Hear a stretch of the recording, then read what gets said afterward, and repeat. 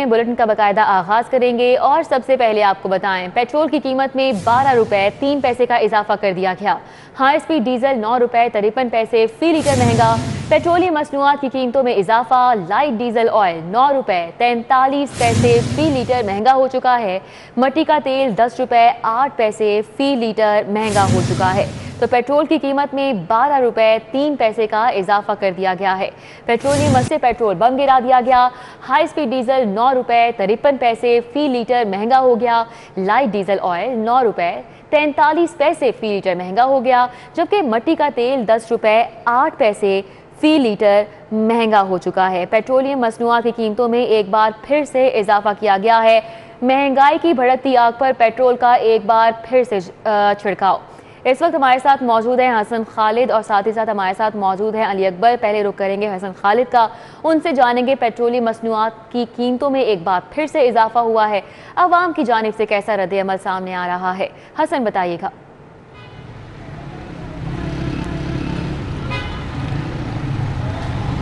जी अनिता, हुकूमत की जानिब से एक बार फिर से पेट्रोलियम मसनूआत की कीमतों में इजाफा करके आवाम के ऊपर महंगाई का एक बम गिरा दिया गया है और अब की बार हुकूमत ने 12 रुपये फ़ी लीटर पेट्रोल की कीमत में इजाफा किया है, जिसके बाद 12 बजते ही नई कीमतों का इतलाक शहर भर के पेट्रोल पंप्स पे कर दिया गया है और अब आवाम को फ़ी लीटर पेट्रोल जो है वो 160 रुपये में दस्तयाब होगा। इसके साथ ही साथ डीज़ल की कीमतों में, लाइट डीज़ल की कीमतों में और मट्टी की तेल की कीमतों में भी 8 रुपये से लेकर 10 रुपये तक इजाफा कर दिया गया है। आवाम शदीद गम और गुस्से का इजहार कर रही है। कुछ शहरी मेरे साथ मौजूद हैं, उनसे बात करते हैं और जानते हैं कि उनका इस फैसले पर क्या रद्द अमल है। अस्सलाम वालेकुम, मुझे बताइएगा कि 160 रुपये फ़ी लीटर पेट्रोल हो गया है, खुश हैं हुकूमत के इस फैसले से? नहीं जी, ये सरासर ज़्यादती है, अवाम के साथ ज़्यादती है। जो पेट्रोल का रेट होना चाहिए 70-80 रुपये लीटर होना चाहिए, ज़्यादा से भी ज़्यादा, क्योंकि अवाम बहुत पहले ही मुश्किलात का बहुत सामना कर रही है। जो गरीब तबका लोग हैं, अगर इसी तरह ये टैक्स लगता गया, पेट्रोल बढ़ते रहे, पैसे बढ़ते रहे, तो गरीब आदमी कहाँ जाएगा? बिलाशुबा पेट्रोल बढ़ गया है, अब अशिया हरोनोश की कीमतें भी बढ़ेंगी, आटा चावल दालें ये भी महंगी होंगी, तो पहले ही अफोर्ड नहीं कर रही थी गरीब अवाम, अब क्या करेगी अवाम? बेसिक हमारा जो मुल्क की हालात जा रहे हैं ना इस वक्त, वो समझ कि गरीब तबका जितने भी लोग हैं ना, विद ताजर लोग भी, वो भी डिस्टर्ब हो चुके हैं इस हुकूमत से। क्यों कि जब एक मुलाजमीन की तनख्वाह 15,000 है, घर के उसके अखराजात 45,000 है, वो किस तरीके से फोल्ड करेगा? एक पहले 148 था, अब 160 रुपये लीटर पेट्रोल हो गया। अवाम से पैसे कैसे आएंगे?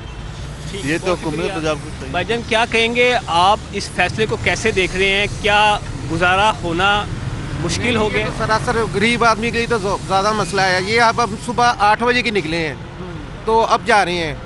हम 3 बाप बेटे हैं, 1600 रुपये का काम किया हम लोगों ने, इसमें 200 रुपये हमारा पेट्रोल और बनसपुरे जाना हमने। गरीब आदमी, ये तब्दीली सिर्फ गरीब आदमी के लिए लिया, इसने तो दुनिया को रुला दिया है। इसलिए ये महंगाई, ये पेट्रोल महंगा हुआ है ना। दावे तो बड़े किए थे हाँ साहब ने कि मैं तब्दीली लाऊंगा, रिलीफ दूंगा। ये तब्दीली लाए नहीं, ये तब्दीली है, गरीब को मार रहा है, अमीर को मार रहा है, अपना पेट भर रहा है। इतने ये क्या कह रहा था पेट्रोल, जब नवाज शरीफ के दौर में इसने क्या कहा था, ये पेट्रोल महंगा है, ये पीछे ये रेट है, पीछे ये रेट है। इसके रेट कहाँ गए? ये इमरान खान ही हिसाब खाएँ, हमारे लिए बहुत मसले बन गए। किराए पे रहते हैं, ये अब जाएंगे खाना खाएंगे, क्या कौन सा टाइम होगा जो हम सोएंगे? उसके दौर में फिर भी सही था कि सुख की रोटी खाते थे, तो इसके दौर में तो कोई मसले अजाब और अजाब हो रहे हैं। गरीब मुतालबा करेंगे आप हुकूमत से? हम तो यही कहेंगे कि हमारे मुतालबे तो यही कि हमारे लिए रोटी मजदूरी ये हमारी होनी चाहिए और इससे हमारी जान छुड़ा देगा, हमारा यही मुतालबा है। हाथ बांध के रिदा, ये है अवामी रद्द अमल जो आप देख सकती हैं कि लोग बेहद परेशान हैं और ये मुतालबा कर रहे हैं कि खुदारा इस हुकूमत में तो अब बुनियादी सहूलियात से भी आम आदमी को महरूम कर दिया गया है। रोज़ाना की बुनियाद पर बढ़ती हुई महंगाई ने अवाम का जीना दोभर कर दिया है। और ये अकबर भी हमारे साथ मौजूद है, उनसे जानते हैं वो इस वक्त कहाँ पर हैं और यहाँ पर अवाम की जानिब से कैसा रद्द अमल सामने आ रहा है। अली अकबर, आप बताइएगा अवाम कितने परेशान है इस खबर को सुन के?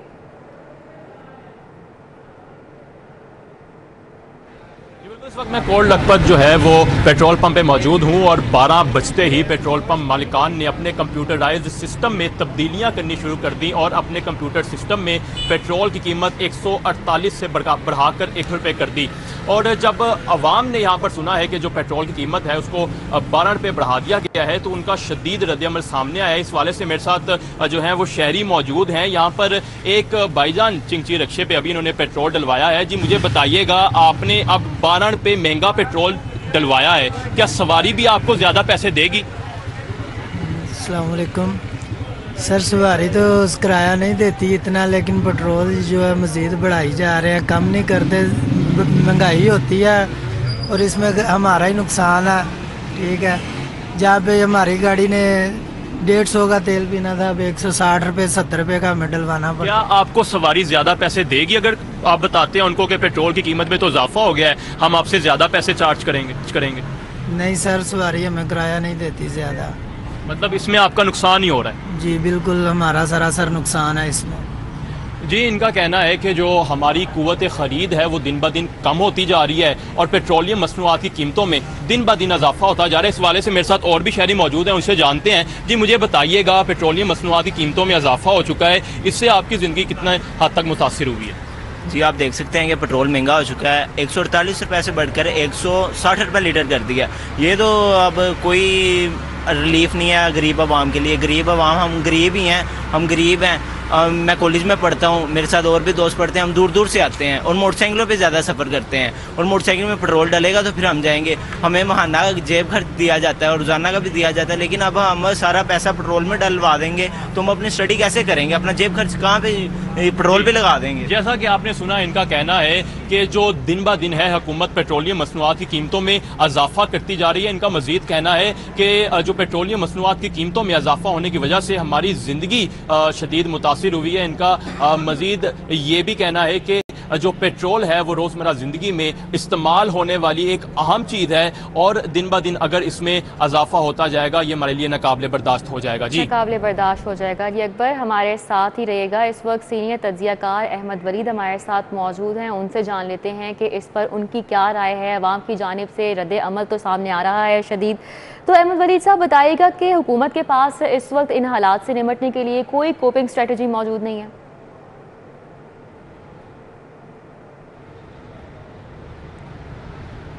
अहमद वलीद हमारे साथ मौजूद हैं, हम उनसे दोबारा रब्ता करने की कोशिश करेंगे। हसन खालिद का एक बार हम फिर से रुख करेंगे, उनसे जानेंगे कि उनके साथ इस वक्त शहरी मौजूद हैं, क्या कहना है इस पर उनका, बताएगा हसन।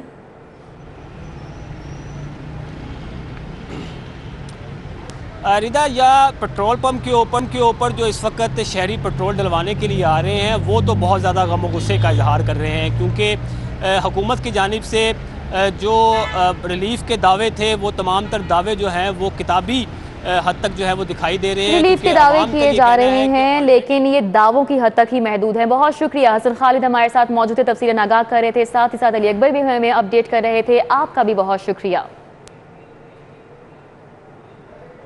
अभी आपको बताएं, वजीर आजम के आने से पहले लाहौर में बड़ी सियासी हलचल। जहांगीर तरीन ग्रुप का पावर शो ऑन चौधरी के इशाइये में 25 से ज्यादा अरकान असम्बली ने शिरकत की।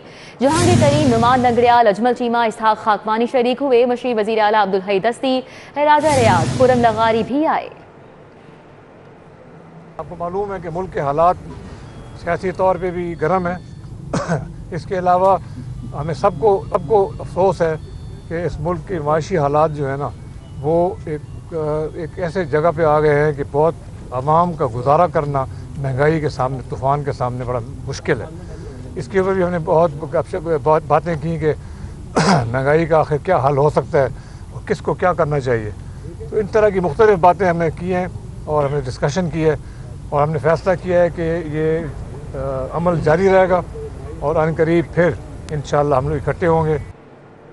चेयरमैन बोर्ड ऑफ मैनेजमेंट जिन्ना हस्पताल गौहर एजाज दुखी इंसानियत की खिदमत में पेश। जिन्ना हस्पताल को शेख एजाज अहमद ट्रस्ट की तर्ज का स्टेट ऑफ द आर्ट हस्पताल बनाने का आज़म। मुस्तहिक मरीजों को मुफ्त टेस्ट की सहूलत देने की हिदायत। 1 रमज़ान से रजिस्टर्ड मरीजों को मुफ्त अद्वियात मिलेंगी। 1 जून से किडनी ट्रांसप्लांट सेंटर ऑपरेशनल करने का ऐलान। इलाज मुआवजे की बेहतरीन सहूलियात पर मरीजों ने गौहर एजाज को खिराज तहसीन पेश किया। چیئرمین بورڈ آف مینجمنٹ جناح ہسپتال گوہر اجاز نے ایگزیکٹو کمیٹی اجلاس کی صدارت کی۔ ہسپتال انتظامیہ نے علاج، معالجے اور مریضوں کو دی جانے والی سہولتوں پر بریف کیا۔ گوہر اجاز نے انتظامیہ پر واضح کیا کہ مریضوں کو کسی قسم کی مشکلات کا سامنا نہ کرنا پڑے۔ انہوں نے مستحق مریضوں کو گوہر اجاز فاؤنڈیشن کے تحت مفت ٹیسٹ کی سہولت دینے کی ہدایت کی۔ گوہر اجاز نے بتایا کہ 1 رمضان سے رجسٹرڈ مریضوں کو مفت ادویات فراہم کی جائیں گی۔ جون تک انشاءاللہ تعالی ہمارا ٹرانسپلانٹ سینٹر یہاں چل جائے اور انشاءاللہ تعالی ہم فری آف دا کاسٹ اور دوائیوں کا بھی خرچہ ہمارا فاؤنڈیشن اٹھائے گا۔ ہم ٹرانسپلانٹس انشاءاللہ جولائی سے شروع کرنے جا رہے ہیں۔ اللہ تعالیٰ ہمیں اس میں کامیابی دے۔ گوہر اجاز نے میٹنگ کے بعد ڈائلسس سینٹر کا دورہ کیا، مریضوں سے علاج سے متعلق دریافت کیا اور بہترین کارکردگی کے حامل سٹاف کو انعامات سے نوازا۔ جناح ہسپتال میں 16 سال قبل شیخ اجاز احمد ٹرسٹ ڈائلسس سینٹر قائم کیا گیا تھا۔ ماہانہ 60,000 مفت ڈائلسس کیے جاتے ہیں۔ گوہر اجاز نے اس عزم کا اظہار کیا کہ وہ جناح ہسپتال کے دیگر شعبوں کو بھی ڈائلسس سینٹر کی طرح جدید سہولتوں سے لیس کریں گے۔ میں نے جناح ہاسپٹل کی چیئرمین شپ ایکسیپٹ کی تھی، یہ سوچتے ہوئے انشاءاللہ تعالیٰ میں ہر ڈپارٹمنٹ کو اس ڈائلسس سینٹر کے جیسا بناؤں گا۔ میرے لیے بھی دعا کیجیے کہ میں اس خواب میں اللہ مجھے کامیاب کرے۔ ڈائلسس سینٹر میں مریضوں نے کہا کہ انہیں یہاں پر پرائیویٹ ہسپتالوں سے بھی بہتر سہولیات دی جا رہی ہیں، وہ اتنے بہترین علاج کا تصور بھی نہیں کر سکتے تھے۔ کھانا VIP کھانا، میں گوہر صاحب کو دل سے شکریہ ادا کرتی ہوں، گوہر صاحب کا جو ہمارے لیے اتنا کر رہے ہیں، وہ الفاظ نہیں ہیں ہمارے پاس جو ہم اس کا شکریہ ادا کریں۔ 6 سال سے ڈائلسس کروا رہا ہوں اور اب آگے میں نے اپنا ٹرانسپلانٹ کروایا ہے۔ گوہر اجاز صاحب نے میرا سارا کام کروایا اور میرے سارے معاملات کو گوہر صاحب دیکھ رہے تھے۔ آج میں ماشاءاللہ سے اپنے پاؤں پہ چل کے ان کا شکریہ ادا کرنے آیا تھا۔ گوہر اجاز صاحب کا ہم بہت شکریہ ادا کرتے ہیں کیونکہ انہوں نے ہمارے بھائی کے 6 سال سے ڈائلسس ہو رہے تھے، اب انہوں نے ساری ہماری ہیلپ کی۔ اسی سوچ بھی نہیں سکتے بھی ساڈا ایڈا اچھا ڈائلسس سینٹر جناح ہاسپٹل بہت اچھا ہے۔ جن پروفیسر صاحب آئے نے بہت اچھے آئے نے۔ چیئرمین بورڈ آف مینجمنٹ گوہر اجاز نے 1 جون سے کڈنی ٹرانسپلانٹ سینٹر آپریشن کرنے کا اعلان کیا۔ 1 جولائی سے مریضوں کے مفت ٹرانسپلانٹ کیے جائیں گے۔ کیمرامین افتخار حسین کے ساتھ عظمت اوان، لاہور۔ لاہوریوں کے لیے بڑی خبر ہے، شہر میں ایک اور میگا پروجیکٹ کی منظور مل گئی۔ پنجاب حکومت نے گلبرگ سے ڈیفنس تک سگنل فری کوریڈور منصوبے کی منظوری دے دی۔ LDA حکام نے PDWP میں منصوبے کا PC1 پیش کیا۔ پنجاب حکومت نے منصوبے کی 3 ارب 60 کروڑ لاگت منظور کر لی۔ منصوبے کی تکمیل کے لیے 8 ماہ کی ڈیڈ لائن مقرر کر دی گئی۔ مین بلیوارڈ سے ڈیفنس تک سگنل فری کوریڈور بننے سے لاکھوں کی تعداد میں وہیکل کو روزانہ فائدہ ہوگا۔ LDA اس سے قبل 2 مرتبہ PC1 منظوری کے لیے پیش کر چکا ہے۔ معمولی تبدیلیوں کے بعد بالآخر تیسری مرتبہ اجلاس میں PC1 منظور کیا گیا۔ Chief engineer LDA 2 Mazhar Hussain Khan نے PC1 پیش کیا۔ منصوبے میں full height underpass Khalid Butt Chowk پر تعمیر ہوگا۔ گھوڑا چوک پر فلائی اوور ڈیفنس کی جانب تعمیر ہوگا۔ LDA منظوری کے بعد منصوبے کا باقاعدہ ٹینڈر جاری کرے گی۔ پنجاب حکومت کے mega project elevated express way کی بڑی خبر، پنجاب حکومت کی کابینہ committee bright finance and development نے منصوبے کی باقاعدہ منظوری دے دی۔ منصوبہ شروع کرنے کے حوالے سے حکومت اور LDA نے بڑی رکاوٹ عبور کر لی ہے۔ کابینہ کمیٹی کی منظوری کے بعد منصوبے کو پنجاب حکومت کے سالانہ ترقیاتی پروگرام میں شامل کر لیا جائے گا۔ حکومتی شیئر کی مد میں فنڈز سپلیمنٹری گرانٹ کی مد میں جاری کیے جا سکیں گے۔ کابینہ کمیٹی کے بعد منصوبے کے PC1 PND میں منظوری کے لیے پیش کیے جائیں گے۔ PDWP کے اجلاس میں PC1 کی باقاعدہ منظوری لی جائے گی۔ منصوبہ وفاقی حکومت کی سینٹرل ڈیولپمنٹ ورکنگ پارٹی کے اجلاس سے بھی منظور کرایا جائے گا۔ منصوبے کی آخری اور سب سے اہم منظوری ایکنک سے حاصل کی جائے گی۔ 20 ارب سے زائد لاگت کا منصوبہ CDWP اور ایکنک میں لے جانا لازمی ہے۔ محکمہ خزانہ نے منصوبے کو ADP کا حصہ بنانے اور ایکنک سے منظور کرنے کا اعتراض لگایا تھا۔ لاہور سمیت پنجاب کے شہروں کی خوبصورتی کے لیے 9 ارب کا بجٹ منظور۔ ادھر وال سٹی اتھارٹی نے شہر کے 12 دروازوں کی تزئین و آرائش کا منصوبہ بنا لیا۔ تاریخی تعلیمی درسگاہوں، بازاروں اور قدیم مکانوں کو اصل حالت میں بحال کیا جائے گا۔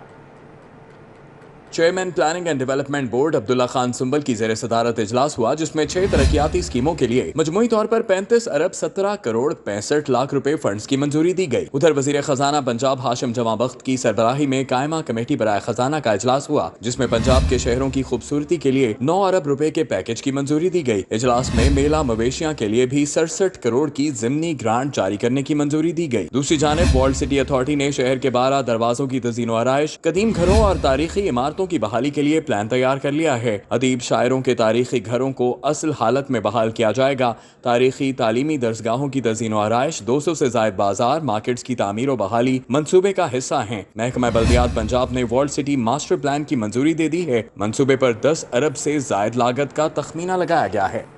پنجاب حکومت نے صوبے میں گڈ گورننس کی بہتری کے لیے عالمی بینک سے لیا گیا فنڈ بھی ضائع کر دیا۔